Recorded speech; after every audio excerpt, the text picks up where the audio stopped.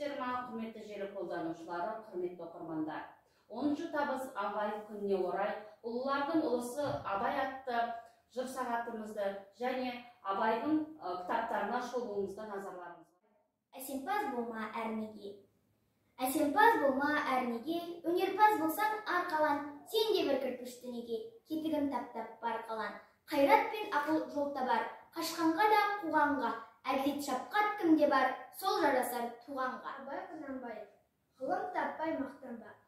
Ғылым таппай мақтанба, орын таппай баптанба, құмарланып шаттанба, ойнап босқа күлуге, бес нәрсеге асық бол, бес нәрсеге қашық бол. Адам болам десеңіз, тілеуің өмірің алтында, оған қайғы жесеңіз, өсек өтірік мақтаншақ, еріншек бекер мал шашпақ, бес дұшпаның білсеңіз, талап еңбек терең ой, қанағат рахым ойлап қой. Бес асылыз күн. Абай Құнанбаев.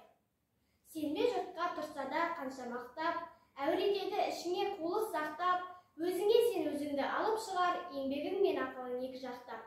Өзіңді сенгіштікпен әуре етпе, құмарпаз боп мақтанды болып кетпе, өзіңді жұртпен бірге қосалдасып, салпылдап сабылуға бойын етпе.